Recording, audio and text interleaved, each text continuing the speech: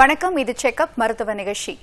இன்னைக்கும் பல ஊர்ல பல கிராமங்கள் எல்லாம் கருத்தடை குறித்த ஒரு விழிப்புணர்வு இல்லாம தான் இருக்காங்கன்னு சொல்லணும். இன்னமும் பெண்கள் திரும்ப திரும்ப கருவுற்று அதற்காக கருக்கலைப்பு செய்து அதனால அவங்களுடைய உடல்நிலை மோசமாகிறதும் நடக்கத்தான் செய்யுது.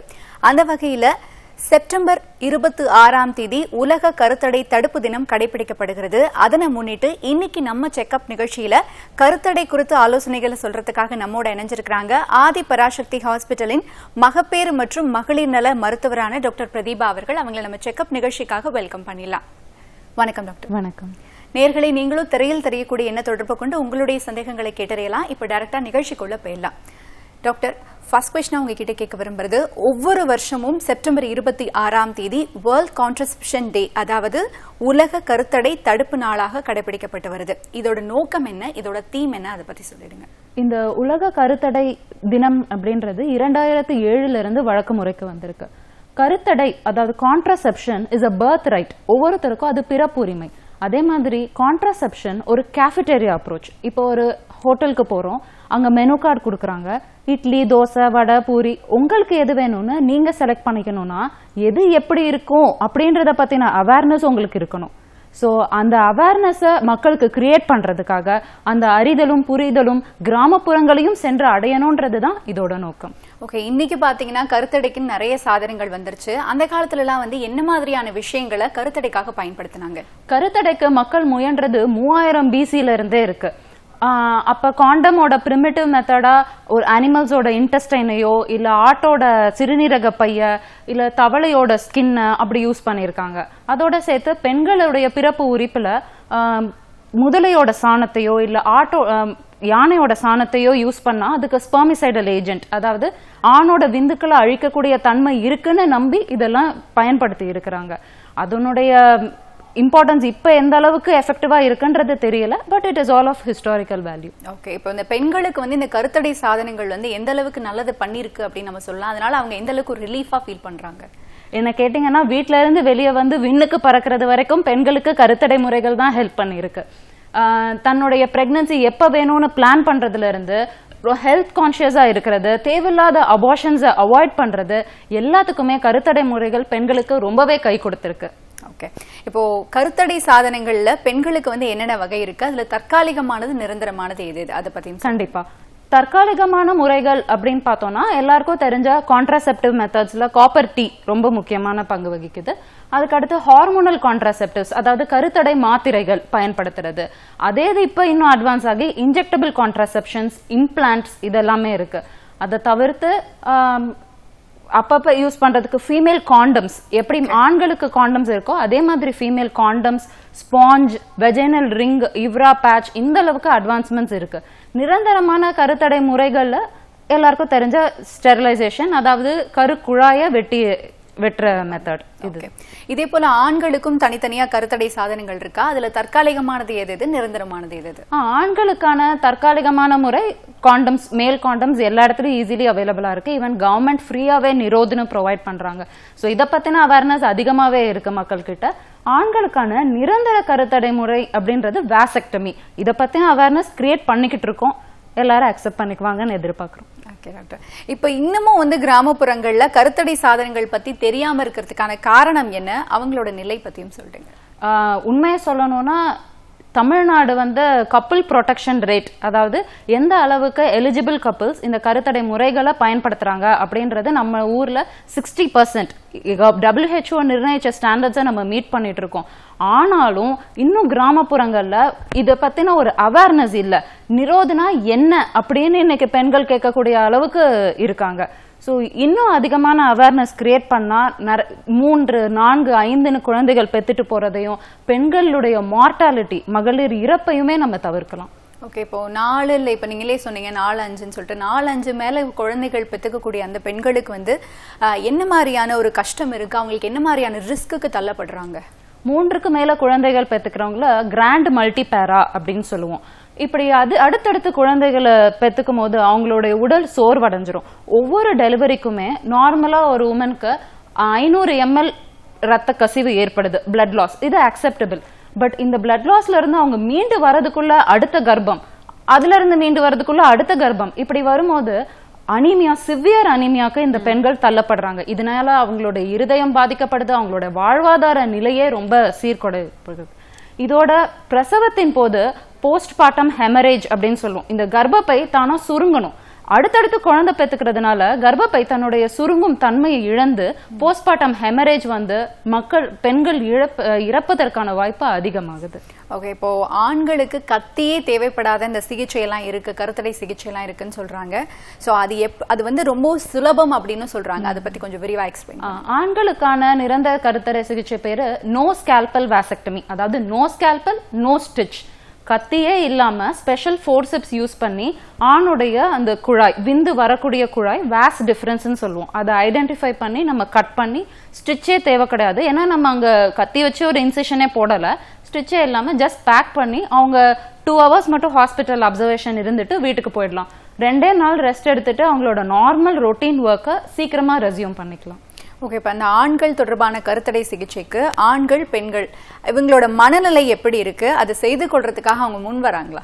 உண்மையை சொல்லணும்னா ஆண்களே சரின்னு சொன்னா கூட பெண்கள் வந்து ஐயோ என்னோட ஹஸ்பண்ட் எல்லா இடத்துக்கும் போறவரு, பல பேரை பார்க்கணும், அதனால வேண்டாம் அப்படின்னு நினைக்கிறாங்க. ஏன்னா அவங்க அது ஒரு சோஷியல் ஸ்டிக்மா அட்டாச் பண்ணிடுறாங்க அந்த வாசெக்டமியோட.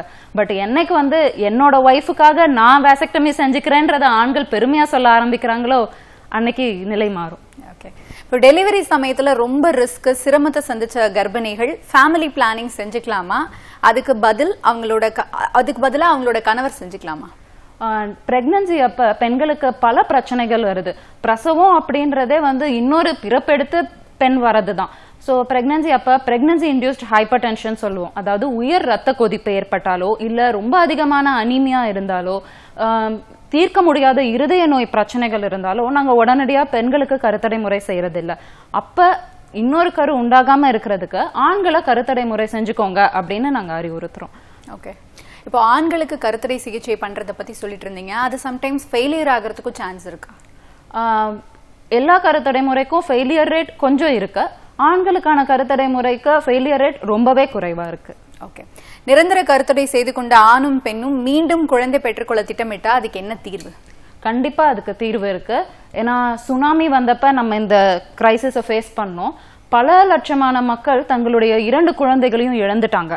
அப்ப தனக்குன்னு ஒரு குழந்தை வேணும் அப்படின்னு அவங்க ஆசைப்பட்டப்ப ரீகேனலைசேஷன் அப்ப ரொம்பவே அதிகமா செஞ்சோம்.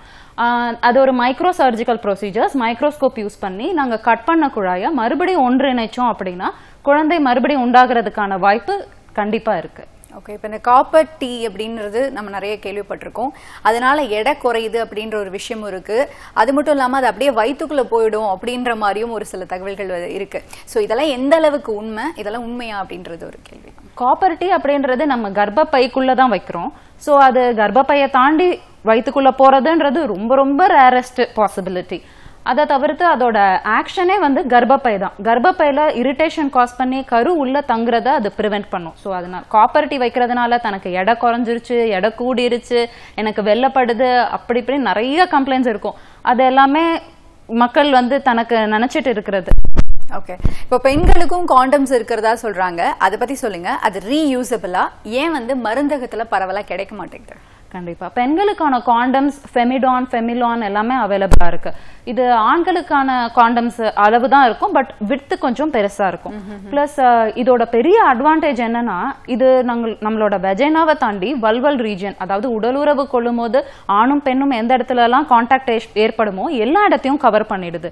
அதனால ஆண்கள் கிட்ட இருந்து பெண்களுக்கு செக்ஷுவலி டிரான்ஸ்மிட்டட் டிசீசஸ், ஹெச்ஐவியோ ஹெர்பஸோ சிஃபிலிஸோ எதுவுமே வரதுக்கு எல்லாத்தையுமே தவிர்த்துருது. இவ்வளோ அட்வான்டேஜ் இருந்தும் பெண்களுக்கான தயக்கம், ஒரு பயம், இதெல்லாம் தான் வந்து அவங்க அது போய் ரீச் பண்ண முடியல. சோ பெண்கள் அதை தேடி வரமாட்டேங்கிறாங்க, மெடிக்கல் ஷாப்லயும் விற்க மாட்டேங்கிறாங்க. ஓகே, இப்போ வந்து பொதுவாகவே நமக்கு சளி பிடிச்சாலே வந்து நம்ம டாக்டர் கிட்ட தான் போகணும் அப்படின்னு சொல்லுவாங்க. அதுக்கு நம்ம மெடிக்கல் ஷாப்லாம் போய் வாங்கினோம்னா அதுக்கு வேற ஏதாவது சைட் எஃபெக்ட் வந்துருமோ அப்படின்னு ஃபர்ஸ்ட் வந்து பயப்படுவாங்க. அப்படி சளிக்கே அந்த மாதிரி நம்ம பார்க்கும்பொழுது இந்த கருத்தடை, இந்த மாதிரி கருக்கலைப்பு மாத்திரைகள்லாம் வாங்கி சுயமா நம்ம சாப்பிட்டோம்னா அதனால என்னென்ன பிரச்சனைலாம் வருது? கண்டிப்பா கருக்கலைப்பு மாத்திரைகள் நம்மளா சுயமா வாங்கி சாப்பிடும் போது எந்த நேரங்கள்ல அது போடணும், எவ்வளவு டோசேஜ் போடணும் அப்படின்றது நமக்கு தெரியறது இல்ல. சோ அதிகமான டோசேஜ் போட்டோம் அப்படின்னா கர்ப்பப்பையே வந்து அதிகமா சுருங்கி வெடிக்கிறதுக்கு வாய்ப்பு இருக்கு. இன்னொன்னு கம்மியான டோசேஜ் போட்டோம்னா நம்ம நினைச்சிட்டு இருப்போம் கரு கலைஞ்சிருச்சுன்னு, ஆனா கரு அது பாட்டுக்கு வளர்ந்துட்டே இருக்கும். சோ 2 விதமான சைடு எஃபெக்ட்ஸும் இருக்கு. எப்பவுமே கருத்தடை மாத்திரைகளோ கரு கலைப்பு மாத்திரைகளோ பக்கத்து மருத்துவரை அணுகி நமக்கு என்ன தேவை அப்படின்றத ப்ராப்பரா ஷெட்யூல் பண்ணி வாங்கி போடுறது தான் கரெக்ட். ஓகே, இந்த ஃபீமேல் ஸ்டெரிலைசேஷன் அப்படின்றது என்ன, அதை பத்தி விரிவா எக்ஸ்பிளைன் பண்ணிடுங்க. நம்மளோட யூட்ரஸ் அதாவது கர்ப்பப்பைக்கும் சினைப்பைன்ற ஓவரியையும் கனெக்ட் பண்றது தான் ஃபெலோப்பியன் டியூப், கருக்குழாய். இந்த கருக்குழாய் மொத்தம் 10 சென்டிமீட்டர் இருக்கும். இந்த கருக்குழாய் வழியா தான் ஃபீமேலோட ஓவமும் மேலோட விந்தும் உள்ள போய் கரு ஃபார்ம் ஆகுறதே கருக்குழாயில தான். இந்த ஃபார்ம் ஆகுற இடத்தையே நம்ம கட் பண்ணி ஒரு 2 சென்டிமீட்டர் இல்ல 3 சென்டிமீட்டர் கட் பண்ணி எடுத்துட்டோம்னா விந்தும் கரு முட்டையும் சேரவே முடியாது. அதுக்கான வாய்ப்பை நம்ம குறைச்சிடுறோம். இதுதான் ஃபீமேல் ஸ்டெரிலைசேஷனோட கான்செப்ட். இது ஓபன் மெத்தட்லயும் பண்ணலாம், லாப்ரோஸ்கோபி மெத்தட்லயும் பண்ணலாம். ஓகே, நம்ம தொடர்ந்து பேசலாம். இப்ப காலர் வெயிட் பண்றாங்க. வணக்கம், இது செக்அப் யாரை எங்க இருந்து அழைக்கிறீங்க? வணக்கங்க மேடம், சேலத்துல இருந்து பேசுறேங்க மேடம். சொல்லுங்கம்மா. மேடம், இது நாங்க வந்து 2 குழந்தைங்க மேடம் எங்களுக்கு. சொல்லுங்க. காப்பர் டீ வந்து 10 வருஷத்துக்கு வச்சிருக்கிறோங்க மேடம். அதனால ஏதாவது சைடு எஃபெக்ட் ஏதாவது வருங்களாங்க மேடம்? இப்ப காப்பர் டீ வச்சிருக்கீங்களா? ஆமாங்க மேடம், வச்சிருக்கோங்க மேடம். ஓகே, அதனால வேற ஏதாவது சைடு எஃபெக்ட் வருமான்னு கேக்குறீங்க? ஆமாங்க மேடம், நான் வந்து கிட்டத்தட்ட 20 வருஷமா மாத்தி வச்சிருக்கோங்க மேடம். சரிங்கம்மா. ஓகேம்மா, தொடர்ந்து நிகழ்ச்சியை பாருங்க. இப்ப அவங்க சொன்னது கண்டிப்பா இந்த நேரம் நான் பாராட்டணும். 20 வருஷமா அவங்க காப்பர் டீ மாத்தி கரெக்டா 5 வருஷத்துக்கு ஒருக்கா மாத்தி வச்சிருக்காங்க. இது உண்மையிலேயே பாராட்டக்கூடிய விஷயம். இந்த மாதிரி அவேர்னஸ் இருக்கிறவங்கள தான் நாங்க தேடிட்டு இருக்கோம். காப்பர் டீ வச்சுக்கிறதுனால கண்டிப்பா எந்த பிரச்சனையும் இருக்காது. நீங்க தாராளமா காப்பர் டீ யூஸ் பண்ணிக்கலாம். நீங்க மாதவிடாய் நிக்கிற நேரம் வரைக்கும் கூட காப்பர் டீ யூஸ் பண்ணிட்டு அதுக்கப்புறம் ஆனா அதனால வேற எந்த பிரச்சனையும் வராது, பாதிப்புகள் எதுவும் கிடையாது. ஓகே, இப்போ இன்ஜெக்டபிள் கான்ட்ரசெப்ஷன் அப்படின்றது என்ன, அதை பத்தி சொல்லுங்க டாக்டர். எல்லாருக்கும் தெரிஞ்சது கருத்தடை மாத்திரைகள். இதுல ஹார்மோன்ஸ் இருக்கும், ஈஸ்ட்ரோஜன், ப்ரோஜெஸ்டரான், 2 ஹார்மோன் சொல்றோம். இது ரெண்டுமே டேப்லெட்ஸா இருக்கு. இந்த டேப்லெட்ஸ் வந்து நீங்க தினமும் போடணும். ஆனா வேலைக்கு போற பெண்களால தினமும் அதுல கரெக்டான நேரத்துல ஞாபகம் வச்சு போடுறது ரொம்ப கஷ்டம். அதுக்காக டெவலப் ஆனதுதான் இந்த இன்ஜெக்டபிள் கான்ட்ரசெப்டிவ். இதுல ஒரு ஹை டோஸான ப்ரோஜெஸ்டரானை நம்ம இன்ஜெக்ட் பண்ணிட்டோம்னா அதுல இருந்து தினமும் ஒரு பகுதி உடம்புல அதுவா ரிலீஸ் ஆயிட்டே இருக்கும். ஸோ இதனால கருமுட்டை ஃபார்ம் ஆகுறதுக்கு குறைஞ்சிரும். நம்மளுடைய சர்விக்ஸ் ரீஜன்ல ஒரு திக்கான மியூக்கஸ் பிளக் ஃபார்ம் ஆயிடும். இதனால விந்து உள்ள வர முடியாது. கூட சேர்ந்து கருவே உண்டானாலும் அது கர்ப்பப்பையில இம்ப்ளான்டேஷன் நடக்காது. இது அதோட அட்வான்டேஜ். ஓகே, தொடர்ந்து பேசலாம். இப்ப காலர் வெயிட் பண்றாங்க. வணக்கம், இது செக்அப் யார் எங்க இருந்து அழைக்கிறீங்க? வணக்கம் மேடம். வணக்கம், சொல்லுங்கம்மா. நாங்க அனிதான்னு பாண்டிச்சேரியில இருந்து கூப்பிடுறோங்க. சொல்லுங்கம்மா. ரிலேட்டிவ் டாட்டருக்கு வந்து ஒரு ப்ராப்ளம் இருக்கு, டாக்டர்கிட்ட கேட்கலாங்களா? சொல்லுங்கம்மா, நீங்க தொடர்ந்து பேசலாம். அப்படிங்களா? சொல்லுங்கம்மா, உங்களுடைய பிரச்சனையை சொல்லலாம். ரிலேட்டிவ் டாட்டருக்கு வந்து அந்த கருக்குழாயில ஒரு குழாய் வந்து வெடிச்சிருச்சுங்க. சரி, அது அடுத்து அவங்க வந்து கன்சீவ் ஆக வாய்ப்பு இருக்கான்னு கேட்போம். ஓகேம்மா, தொடர்ந்து நிகழ்ச்சியை பாருங்க. உங்க ரிலேட்டிவ் டாட்டரோட வயசு என்னது? 22 32. ஓகேம்மா. ஏற்கனவே உங்களுக்கு குழந்தை இல்ல. ஓகேம்மா, தொடர்ந்து நிகழ்ச்சியை பாருங்க. Okay, thank you. இந்த மாதிரி மாசம் நமக்கு வந்து ஒரு மாசம் லெஃப்ட் சைடு சினைப்பையில இருந்து ஓவம் ரிலீஸ் ஆகும், அடுத்த மாசம் ரைட் சைடு சினைப்பையில இருந்து ஓவம் ரிலீஸ் ஆகும். இப்ப அவங்க ஒரு சைடு கருக்குழாய் வெடிச்சிருச்சுன்னு சொல்றாங்க. அந்த சைடு ஓவம் ரிலீஸ் ஆகும் போது அவங்க குழந்தை உண்டாகிறதுக்கான வாய்ப்பு குறைவு.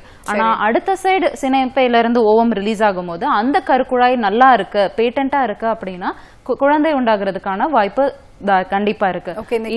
அவங்க தெரிஞ்சுக்கணும் அப்படின்னு விருப்பப்பட்டாங்கன்னா ஹிஸ்ட்ரோசால்பிங்கோகிராம் அப்படின்னு ஒரு இன்வெஸ்டிகேஷன் இருக்கு. அது மூலியமா நம்மளுடைய கருக்குழாய் பேட்டன்டா இருக்கா, அதாவது அந்த டியூப் வழியா கரு வர முடியுமா அப்படின்றத செக் பண்ணிக்கலாம். இதுக்கான வசதியும் இருக்கு.